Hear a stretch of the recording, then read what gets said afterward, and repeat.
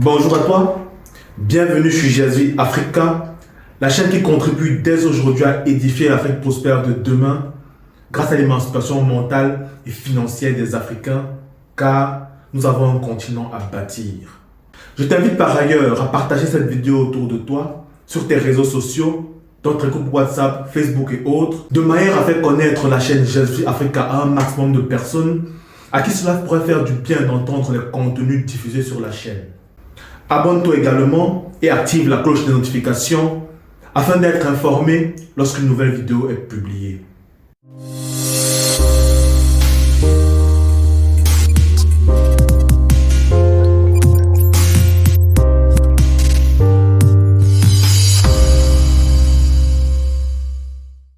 Vous savez, lorsque vous suivez des formations, lisez des livres ou écoutez des vidéos sur l'éducation financière, sur comment mieux gérer votre argent, sur les techniques à appliquer pour atteindre la liberté financière ou sur comment devenir riche, tout ce qui vous est enseigné peut en fait se résumer en deux choses seulement.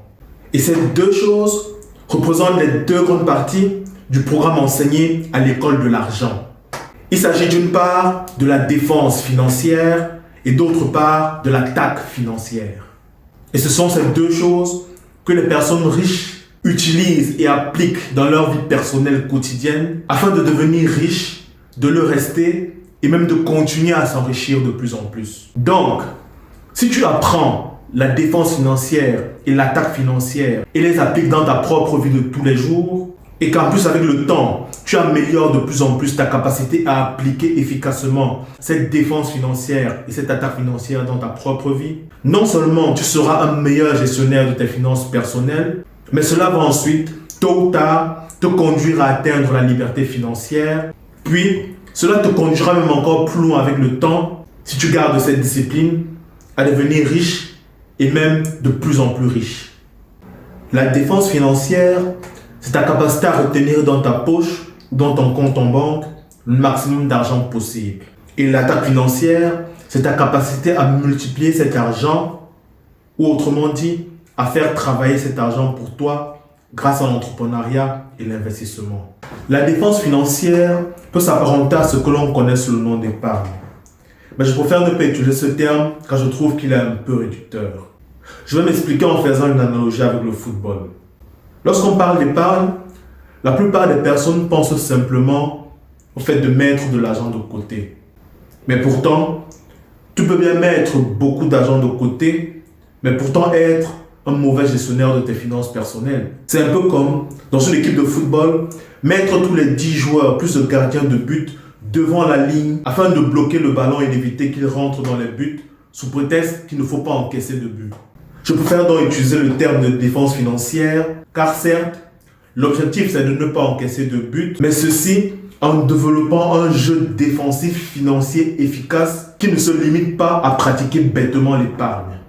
Et dans le même temps, il faut du côté de l'attaque financière développer un jeu offensif financier efficace afin de marquer le maximum de buts possible, c'est-à-dire faire fructifier son argent. C'est dans la combinaison d'un jeu défensif financier efficace et d'un jeu offensif financier efficace qui conduisent vers la richesse. Car d'un côté, il faut marquer des buts et de l'autre, il faut éviter d'encaisser des buts. Et la richesse d'un individu est l'écart entre les buts encaissés et les buts marqués. Car comprenez bien, quelqu'un qui marque beaucoup de buts, c'est-à-dire gagne beaucoup d'argent, et de l'autre côté, encaisse beaucoup de buts, c'est-à-dire est une véritable passoire, est en réalité pauvre. Car l'écart entre les buts encaissés et les buts marqués est plutôt faible. Et de l'autre côté, quelqu'un qui n'encaisse pas de buts, c'est-à-dire épargne beaucoup, mais de l'autre côté, ne marque pas de buts non plus, c'est-à-dire ne multiplie pas son argent, ne le fait pas fructifier, est également pauvre. Car l'écart entre les buts marqués et les buts encaissés est tout aussi faible. Car quelqu'un qui marque 100 buts et encaisse 20 buts est plus riche que quelqu'un qui marque 120 buts mais encaisse 80 buts. Mais il est également plus riche que quelqu'un qui encaisse 10 buts seulement mais ne réussit à marquer que 30 buts. Et je vous assure, des études scientifiques ont démontré que c'est exactement ces deux principes de défense financière et d'attaque financière efficace qu'une grande majorité de personnes riches appliquent depuis plusieurs années dans leur vie quotidienne. Et que c'est justement cela qui, au fil du temps, a fait d'eux ou d'elles des personnes multimillionnaires ou multimilliardaires et les a maintenus à ce statut.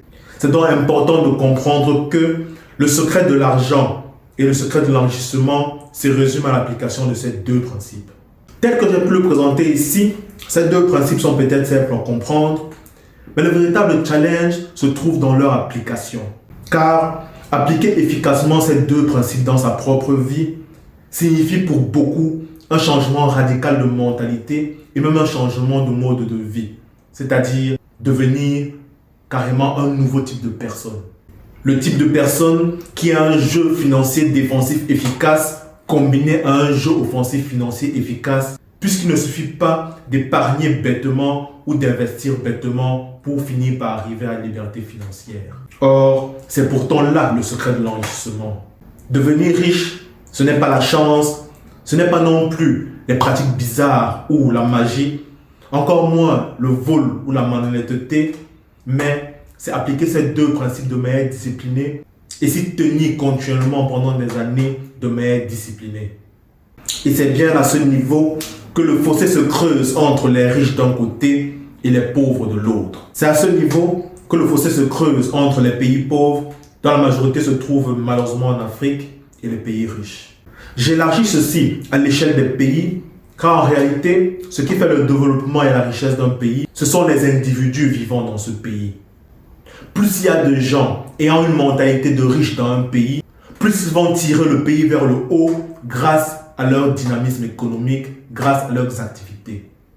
Par conséquent, pour que l'Afrique se développe et devienne le continent prospère dont nous rêvons tous, il faut que de plus en plus d'Africains sortent de leur mentalité de pauvres en prenant conscience de ces deux principes et surtout passent immédiatement à l'action en les appliquant concrètement dans leur vie personnelle et dans leurs finances personnelles. Et ceci, peu importe le niveau de revenu. Car en réalité, même quelqu'un qui ne gagne pas grand-chose peut arriver à mettre de l'argent de côté et à l'investir efficacement. Il suffit pour cela qu'il ait compris la logique derrière les principes de défense financière et d'attaque financière, de manière à développer un jeu financier offensif efficace et un jeu financier défensif efficace qu'il peut mettre en œuvre quel que soit son niveau de revenu. Mais à ce niveau, la vraie question qui se pose à chacun d'entre nous se trouve ailleurs. Es-tu prêt à payer le prix en appliquant ces deux principes dans ta vie de manière à sortir de tes problèmes financiers et atteindre la liberté financière? Es-tu prêt à payer le prix en appliquant ces deux principes de manière à passer de la pauvreté à la richesse? Parce que si c'était facile à faire, tout le monde le ferait et deviendrait riche après plusieurs années de discipline financière. Mais est-ce que tout le monde est prêt à payer le prix de la discipline financière dans ses finances personnelles? Là se trouve la vraie question. Dans la prochaine vidéo sur le thème devenir riche de l'intérieur, nous parlerons plus en détail du premier principe, celui de la défense financière. Puis, dans la vidéo d'après, nous parlerons du deuxième principe, celui de l'attaque financière, de manière plus détaillée. Mon but, c'est de contribuer à ce que le maximum d'Africains et d'Afro-descendants comprennent comment l'argent fonctionne, de manière à atteindre la liberté financière et la richesse. Sachant que c'est également mon but personnel et que j'y suis en train de travailler. Merci d'avoir suivi cette vidéo jusqu'à la fin. Si elle t'a apporté de la valeur, alors n'hésite pas à la partager un maximum autour de toi, sur tes réseaux sociaux, dans tes groupes WhatsApp, Facebook et autres, de manière à en faire bénéficier le maximum de personnes à qui cela pourrait faire du bien de l'entendre. Et sur ce, je te dis merci et à très bientôt sur Je suis Africain.